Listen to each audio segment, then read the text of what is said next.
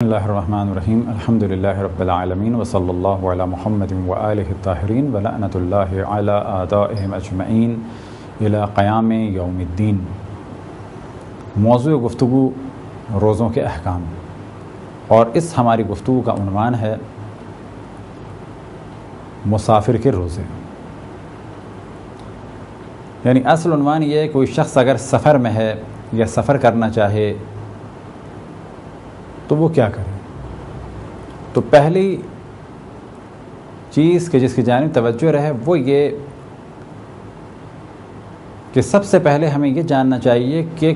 کون سا شخص مسافر کہلاتا ہے، اور ان شرائط کی جانب توجہ کرنی چاہیے۔ توضیح المسائل میں نماز کے موضوع میں بیان ہوئی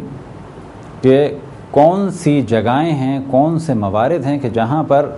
نماز یعنی 4 رکعتی نماز 2 رکعتی ہو جاتی ہے۔ تو ہر وہ جگہ کہ جہاں پر 4 رکعتی نماز 2 رکعتی ہو جائے، اور تمام وہ شرائط کہ جو ایک مسافر کے لیے لازم ہیں، کتنا سفر ہو، یا یہ کہ سفر گناہ کے لیے نہ ہو، اور اس قسم کی دیگر شرائط، اگر کسی میں وہ شرائط پائی جاتی ہوں تو اس پر جائز نہیں کہ وہ سفر میں روزہ رکھے۔ بس پہلا مسئلہ یہ ہو گیا کہ وہ شخص کہ جو مسافر ہے، البتہ جو بھی مسافر کی ڈیفینیشن نماز کے موضوع میں بیان ہوئی اس کی جانب توجہ رہے کہ وہ روزہ نہیں رکھ سکتا۔ بس ہمارے یہاں مذہب اہل بیت میں بحکم قرآن اور روایات رسول اللہ صلی اللہ علیہ وسلم اور روایات اہل بیت علیہ السلام، مسافر سفر میں روزہ نہیں رکھ سکتا، چاہے وہ سفر چھوٹا ہو، چاہے وہ سفر بڑا ہو، چاہے وہ سفر آرام دہ ہو، چاہے وہ سفر مشکلات کے ساتھ ہو، چاہے وہ گرمی میں ہو، چاہے وہ سردی میں ہو۔ اب یہاں پہ سوال پیدا ہوتا ہے کہ اگر کوئی شخص صبح سفر کرے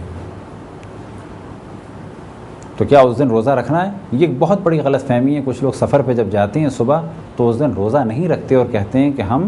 سفر پہ جا رہے ہیں اور سفر میں روزہ صحیح نہیں ہے۔ تو یاد رکھیں کہ سفر میں روزہ صحیح نہیں ہے کہ جب سفر کی شرائط پائی جاتی ہوں، لیکن آپ صبح سے اس وقت گھر میں ہیں، اس وقت آپ سفر میں نہیں ہیں۔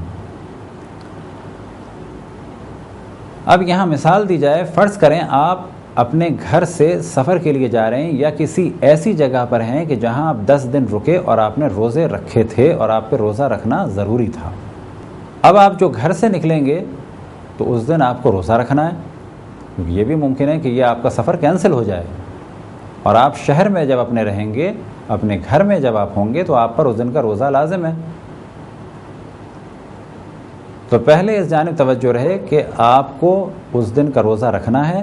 جس دن آپ سفر پہ جا رہے ہیں، خصوصاً کب؟ فجر سے پہلے، اور فجر کے بعد آپ جا رہے ہیں تو ہر صورت میں آپ کو روزہ رکھنا ہے۔ بس دونوں صورتوں میں آپ کو صبح روزہ رکھنا ہے۔ اب فرض کریں کہ آپ کو صبح 8 بجے گھر سے نکلنا ہے، 9 بجے کی فلائٹ ہے یا 10 بجے کی فلائٹ ہے، تو آپ کو روزے سے ہونا ہے، ایئرپورٹ پہ روزے سے ہونا ہے۔ اب جب جہاز ٹیک آف کرے گا اور کچھ دور نکل جائے گا، کچھ دور سے کیا مراد؟ کہ جب شہر کی حدود سے اتنا دور نکل گیا کہ عام طور پہ جب یہ کہا جاتا ہے کہ ابھی شہر سے باہر نکل گیا، نہ شہر نظر آ رہا ہے، نہ شہر کی اذان کی آواز آ سکتی ہے۔ گو کہ جہاز میں تو اگر آپ شہر میں ہو جب بھی اذان کی آواز نہیں آ سکتی، لیکن یہ جو مثال دی جاتی ہے، صورت میں دی جاتی ہے کہ جب آپ اتنے دور نکل گئے اور زمین ایک نارمل زمین تھی، لہٰذا جہاز میں کہا جا سکتا ہے کہ 5 سے 10 منٹ کے بعد جب آپ شہر سے باہر کی جانب فلائی کریں، کیونکہ 5 سے 10 منٹ بعض دفعہ جہاز شہر میں چکر لگاتا ہے تو وہ تو آپ شہر میں مانے جائیں گے، لیکن جب وہ شہر سے نکلا اور اب وہ بڑھ رہا ہے ایک خاص سمت میں اور شہر کو ترک کر رہا ہے، یعنی شہر آپ کے پیچھے رہ گیا، تو 5 سے 10 منٹ میں کہا جائے گا کہ اب آپ کا روزہ ساقط ہو گیا، اب آپ پر لازم ہے کہ آپ کھا لیں، اب آپ سفر میں ہیں۔ لیکن صبح سے آپ سفر میں نہیں تھے، ایئرپورٹ پہ آپ سفر میں نہیں تھے، جہاز نے جب ٹیک آف کیا آپ سفر میں نہیں تھے، اور جب وہ اڑ گیا اس وقت بھی آپ کا سفر شروع ہوا تھا لیکن آپ سفر میں تھے، لیکن آپ اپنے شہر میں تھے۔ اب جب 5 سے 10 منٹ آپ کا جہاز شہر سے باہر نکل گیا تو اب آپ پر لازم ہے کہ آپ روزے کی نیت میں نہ رہیں، کچھ کھا لیں یا پی لیں، اور اب آپ کے لیے ہر وہ کام جائز ہے کہ جو روزے دار کے لیے جائز نہیں تھا، البتہ وہ کام کہ جو عام حالات میں جائز ہو، جیسے کھانا یا پینا۔ اب اگر دوسری مثال پیش کی جائے، کسی شخص کو معلوم ہے کہ میں آج ظہر کے بعد سفر کروں گا تو اس پہ لازم ہے کہ روزہ رکھے اور اس روزے کو مکمل کرے، جہاز میں ہو یا ٹرین میں ہو۔ اب اگر وہ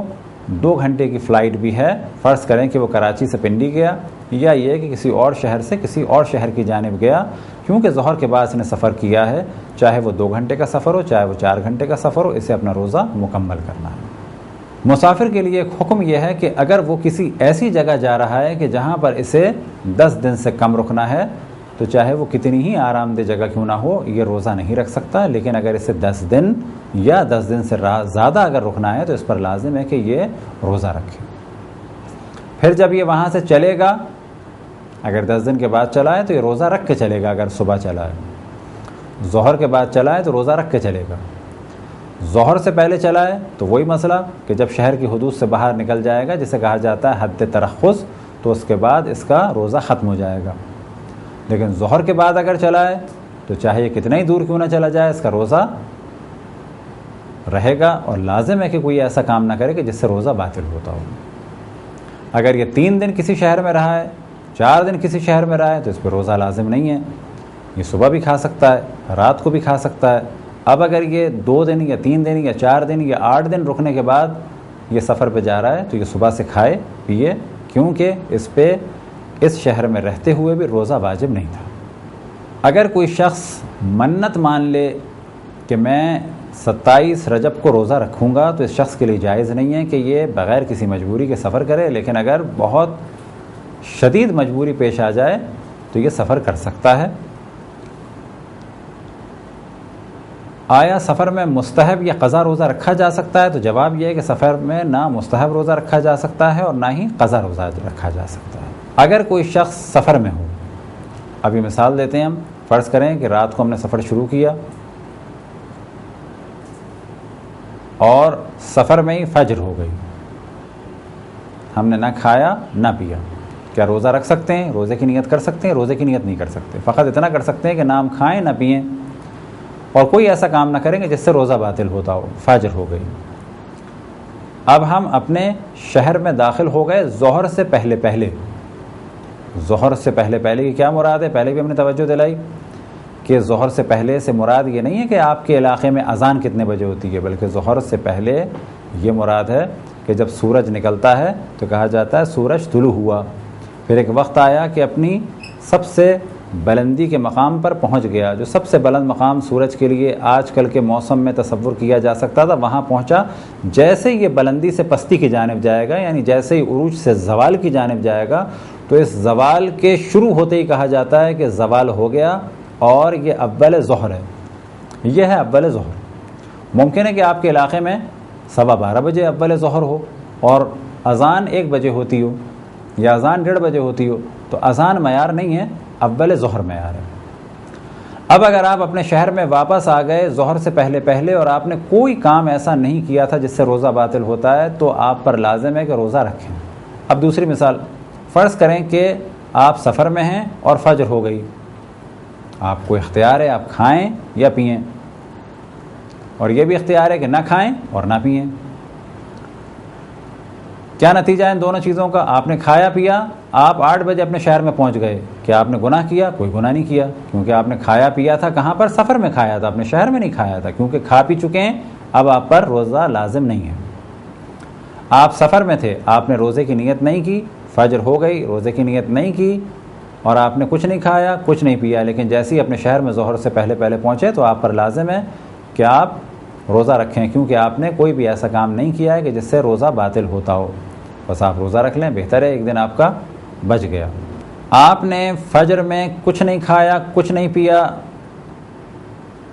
فلائٹ آپ کی لیٹ ہو گئی، پہنچنا تھا آپ کو 11 بجے، پہنچے آپ 1 بجے 1:30 بجے کہ جب ظہر ہو چکی تھی۔ اب آپ نے بے شک نہ کھایا ہو نہ پیا ہو، کیونکہ ظہر کے بعد آپ پہنچیں تو آپ اس دن روزہ نہیں رکھ سکتے۔ بس ان تمام مثالوں کے بعد جو مختصر سا مسئلہ بیان کیا جائے کہ اگر کوئی مسافر ایسا کہ جس نے کوئی ایسا کام نہ کیا ہو کہ جس سے روزہ باطل ہوتا ہو، ظہر سے پہلے اگر اپنے شہر میں پہنچ جائے تو اس پر روزہ رکھنا لازم ہے۔